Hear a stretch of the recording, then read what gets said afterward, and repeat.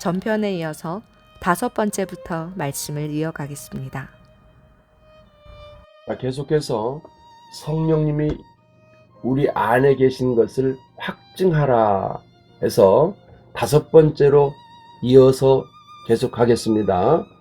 5번째는 우리 마음의 소원을 주시는 것입니다. 빌립보서 2장 13절 말씀입니다. 너희 안에서 행하시는 이는 하나님이시니 자기의 깊으신 뜻을 위하여 너희에게 소원을 두고 행하게 하신다 하는 말씀이 있습니다. 우리 안에 하나님이 어떤 소원을 주시든지 그 소원은 하나님을 기쁘시게 하시는 소원입니다. 예를 들어서 교회에 여러분 비품을 좀 내가 사서 교회에 두고 싶은 생각이 있습니까? 또는 교회에 어디 수리해야 될 곳을 수리하고 싶은 마음이 생깁니까? 또는 절기에 특별한 헌금을 드려서 하나님께 내 마음을, 내 감사를 표현하고 싶은 마음이 있습니까? 또는 목사님을 식사라도 한번 대접하고 싶은 그런 마음이 있습니까? 여러분, 이런 것들은 하나님 모르는 사람들에게는 있을 수가 없는 소원들입니다. 그러나 우리 안에 성령님께서 주시는 바로 이러한 소원, 영적인 소원인 것입니다. 이런 소원들이 여러분 안에 있는지 한번 확인해 보시기 바랍니다. 그리고 확인이 됐다면 성령님이 하시는 것이 확인이 됐다면 말입니다. 순종하셔야 됩니다. 이 작은 것부터 해서 순종하기 시작하면 이 순종이 여러분들을 만들어 갑니다. 반듯하게 성장하게 합니다. 성령님을 근심하게 하지 마시고 성령님을 기쁘게 해드리시도록 여러분 자신을 늘 점검해 보시기를 바랍니다. 기도하면 성령께서 가르쳐 주시는 하나님께 너 이렇게 해라, 교회를 위해서 너 이렇게 해라, 목사님한테 너 이렇게 해라 라고 하나님께 주시는 마음의 소원이 있습니다.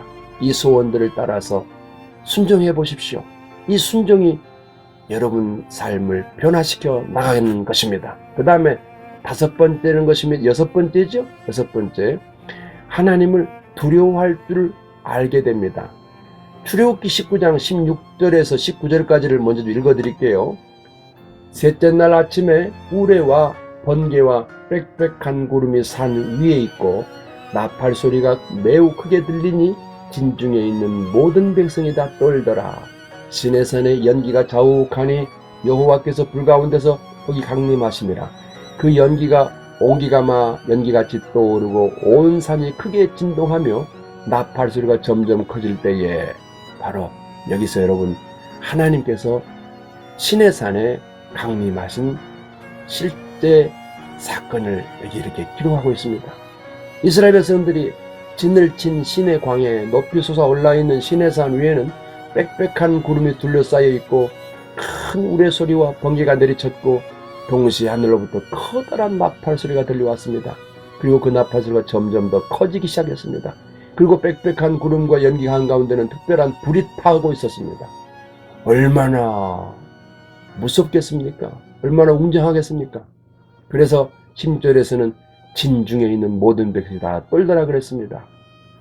여러분, 하나님을 사랑하는 것, 좋으신 하나님이면서 동시에 하나님은 무서운 하나님, 우리 이 땅에 우리가 살고 있는 세상에 왜 이와 같은 참 말로 설명할 수 없는 강력 범죄가 일어날까요? 하나님 두려워할 줄 몰라서 그렇습니다. 하나님 두려워한다면 그런 사건을 일으키시지 않죠. 그래서 하나님 믿는 사람 안에는 하나님을 두려워할 줄 아는 마음이 있어야 되는 것입니다. 누가복음 12장 4절부터 5절 말씀에는 내가 내 친구 너희에게 말하노니 몸을 죽이고 그 후에는 능히 더 못하는 자들을 두려워하지 마라. 마땅히 두려워할 자를 내가 너희에게 보이리니 곧 죽인 후에 또한 지옥에 던져는 권세 있는 그를 두려워하라. 내가 참으로 너희에게 이르노니 그를 두려워하라. 이렇게 두려워하라고 말합니다. 여러분, 하나님에 대한 느낌이 어떻습니까? 가볍게 보입니까? 우습게 보입니까? 함부로 할 수 있는 존재로 여러분 그렇게 판단이 됩니까? 그렇다면 문제가 있습니다. 대단히 위험한 사람인 것입니다. 하나님을 두려워할 줄 모를 때 교회에서 내주장을 합니다. 큰 소리를 냅니다. 내가 원하는 대로, 내 계산대로, 내 방법대로, 내가 하자는 대로 안 하면 비방을 합니다. 거칠게 비방을 합니다. 편가르기를 합니다. 원망을 합니다. 불평을 입에 달고 삽니다. 하나님 두려워하는 사람이 아닌 것입니다. 이런 분들은 교회에서 참으로 핵폭탄 같은 사람들인 것입니다. 이 사람들이 성도간을 이간질시킵니다. 목회자와 성도를 이간질시킵니다. 자기 주장이 가장 옳고 합리적이라고 말합니다. 그런 말에 성도들은 동참할 이유가 없지요. 그러면 함께 죽습니다. 이것이 민수기에 나와 있는 12정탐꾼과 함께 했던 사람들이 20세 이상이 전부 죽은 이유 아니겠습니까? 함께 해야 할 일이 있고 함께 하면 안 될 일이 있는 듯이 함께 동참해 줘야 할 사람이 있고 또 그 사람의 주장에 대해서도 그렇습니다. 분명하게 선을 두어서 아니라고 말해줘야 될 때는 아니라고 말해주는 그것이 바로 하나님을 두려워하는 사람의 행동인 것입니다. 마지막 7절입니다. 예수님을 전해주고 싶은 열망이 있습니까? 사도행전 1장 8절에는 이렇게 말씀하십니다. 오직 성령이 너희에게 임하시면 너희가 권능을 받고 예루살렘과 온 유대와 사마리아와 땅끝까지 이르러 내 증인이 되리라 하시니라 하고 말씀하십니다. 성령을 받으면 반드시 증인된다는 것입니다. 다시 말하면 전도하고 싶어진다는 말인 것입니다. 예수를 믿지 않는 가족 중에 그들이 예수 믿게 하고 함께 천국하고 싶은 생각, 간절한 그런 소원, 하나님 모르는 사람들은 그런 것이 있을 수가 없습니다. 여러분 안에 내 이웃을 또는 하나님 모르는 불신자를 전도하고 싶은 마음이 있습니까? 그런 마음은 사람의 마음이 아닙니다. 왜냐하면 사람은요 계산을 합니다. 내게 이익되는 것을 위해서 행동합니다. 그러나 전도는 우리의 삶에 내 개인적으로 아무런 재산적인 유익이 없습니다. 오히려 갖다 줘야 됩니다. 그리고 좋은 소리를 듣기는 합니까? 욕을 넣어서 먹습니다. 무시를 당합니다.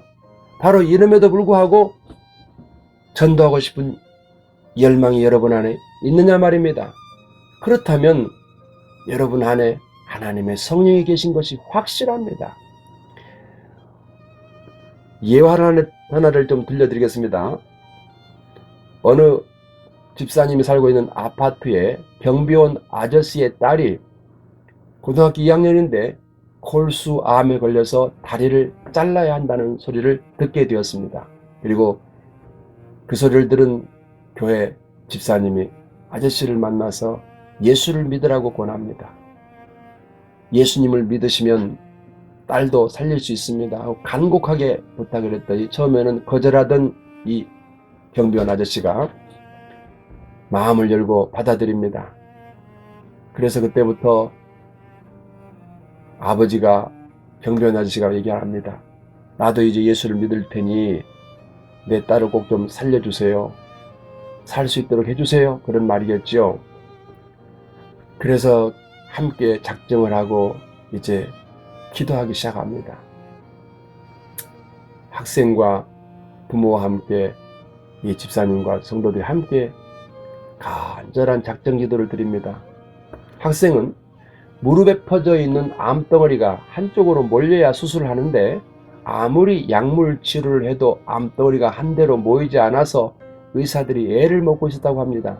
그런데 기도를 시작하면서부터 신기하게 무릎이 쭈글쭈글해지더니 암덩어리가 한 곳으로 모이기를 시작했답니다.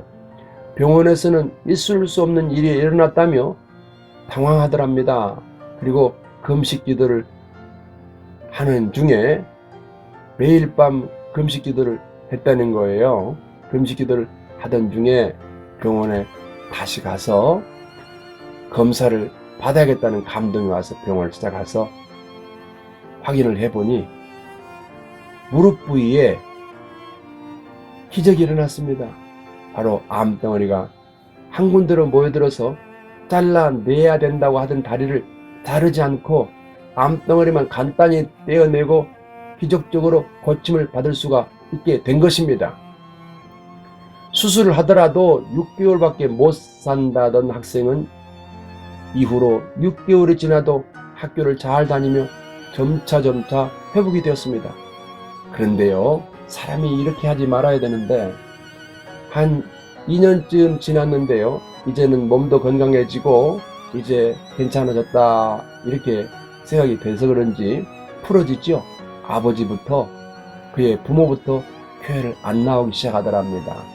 이내 딸도 함께 교회를 안 나오기 시작했어요.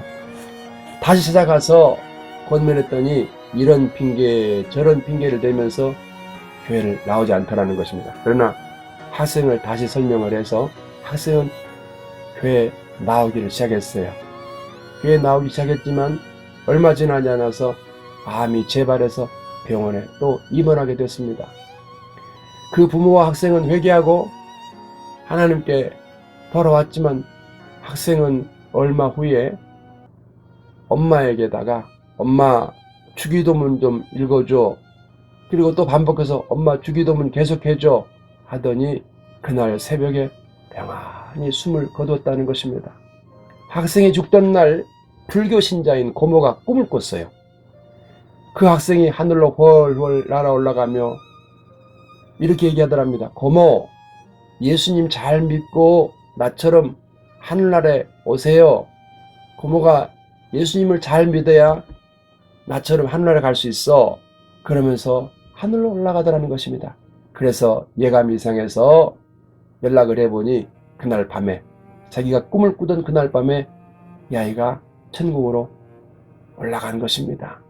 여러분, 전도하고 싶은 열망이 있어서 전도를 해서 한 영혼을 살리긴 살렸습니다마는 죄 사함 받고 하나님 자녀가 되어졌지만 바로 그 안에 하나님의 성령이 계시지 않으면요, 잠깐 목적만 달성하면 이렇게 이탈하는 것입니다. 그래서 병으로 말하면 재발되어져서 결국은 하나님께 부름받아 올라가게 되어진 이 딸아이의 이야기에서 여러분 안에 이런 간사한 마음이 있는지도 점검을 해봐야 돼요. 구원받은 감기 사라지고 은혜로 주신 것들이 차근차근 내게서 감사가 아니라 원망으로 나타납니까? 현금이라면 그럽니까? 현금을 여러분들이 가졌다고 칩시다. 얼마를 얘기할까요? 1,000만 원, 2,000만 원 얘기할까요? 1억을 얘기할까요? 그 현금을 앞에 두고 원망합니까? 이게 왜 내한테 왔느냐고 불평합니까? 이게 내한테 왜 있냐고 불평합니까? 안 그러잖아요. 그런데 은혜로 받은 것들에 대해서 값을 치르지 않고 하나님께서 무조건적으로 내게 베풀어준 이 사랑에 대해서는 왜 원망합니까? 그 사랑을 잊어버리고 불평합니까? 그리고 차츰차츰 그 사랑에서 멀어져서 세상으로 기쁨을 찾으려고 합니까? 여러분 자신을 돌아보십시오. 다시 그리고 회복해야 합니다. 감격해 해야 하도록 우리가 할 수 있는 일은 두 가지입니다. 말씀을 가까이 하십시오. 소만TV를 자주 들으십시오. 그리고 받은 은혜를 한 줄이라도 나눔으로 글자로 써서 표현해 보시기 바랍니다. 이렇게 여러분 자신을 점검을 하시고, 그리고 또 하나 기도해야 됩니다. 명령하십시오. 선포하십시오. 내 상황에 대해서 붙들리지 마시고 쫓아내세요. 더러운 귀신아, 예수님 이름으로 명하노니 내게서 떠나갈지어다 하고 내 상황에 대해서 명령하고 쫓아낼 수 있어야만 되는 것입니다. 그렇게 자신을 점검을 하고 믿음으로 자기 자신을 잘 살펴나가서 끝날에 우리 함께 모일 수 있도록 그렇게 하십시다. 이번 한 주도 여러분 이 말씀을 반복해 들으시면서 자신을 점검해보는 한 주가 되시기를 예수님의 이름으로 축복합니다. 감사합니다.